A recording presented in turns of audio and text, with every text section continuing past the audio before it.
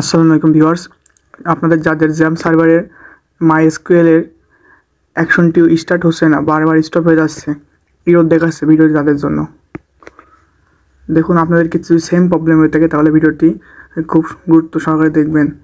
প্রথমে আপনি চলে আসবেন সি ড্রাইভ থেকে জ্যাম ফোল্ডার থেকে খুলবেন মাইএসকিউএল। এই যে মাইএসকিউএল ঢোকার পরে আপনি ডাটা যে ফোল্ডার এটা কপি করবেন। এটা কপি করার পরে এখানে পেস্ট করবেন। ঠিক আমি যেভাবে করছি এভাবেই করবেন। এটা পেস্ট করার পরে রিনেম করবেন। রিনেম হয়ে গেলে রিনেম হবে ডাটা ওল্ড। আমার যেহেতু আগে একবার ওল্ড একটা করা আছে, উপরে দেখবেন উপরে একটা আছে ওল্ড, আমি এখানে নাম দেবো ওল্ড 2। এবার ডাটার ভিতরে যাব, ডাটা থেকে মাইএসকিউএল শুধু বা আপনার থিম যেটা থিম ফোল্ডার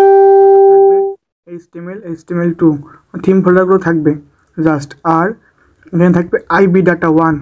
এইটা বাদে ডাটার ফোল্ডার ভিতর যতগুলো ফাইল আছে সবগুলো ফোল্ডার যতগুলো আছে সবগুলো ডিলিট করতে হবে। জাস্ট আইবি ডাটা ও থিম ফোল্ডারগুলো থাকবে, আর সবগুলো ডিলিট হবে।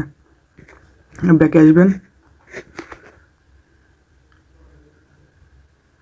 মাইএসকিউএলের ভিতরে এসে ব্যাকআপে যেগুলো ডিলিট করেন সবগুলো আছে, এখান থেকে সবগুলো সিলেক্ট করে জাস্ট ওই যে আইবি ডাটা 1টা যেখানে ছিল, আইবি ডাটা 1টা বাদে সবগুলো কপি করে নেবেন।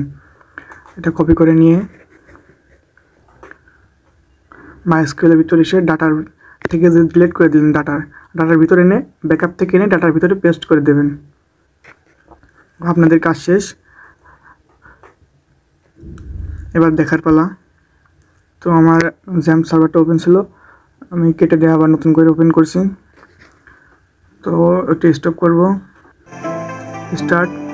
দেখুন মাইএসকিউএল প্রথমে কিন্তু আমার স্টার্ট হচ্ছিল না, কিন্তু এখন স্টার্ট হচ্ছে। আপনার যদি একই প্রবলেম থাকে তাহলে আপনি এখানে ভিডিও দেখে এভাবে সলভ করে নিতে পারবেন। আর যদি ভিডিওটি ভালো লেগে থাকে তাহলে চ্যানেলটি সাবস্ক্রাইব করবেন, আর ভিডিওটি হেল্পফুল হলে লাইক দিবেন, যাতে ইউটিউব অ্যালগরিদম বুঝতে পারে ভিডিওটি আসলে হেল্পফুল।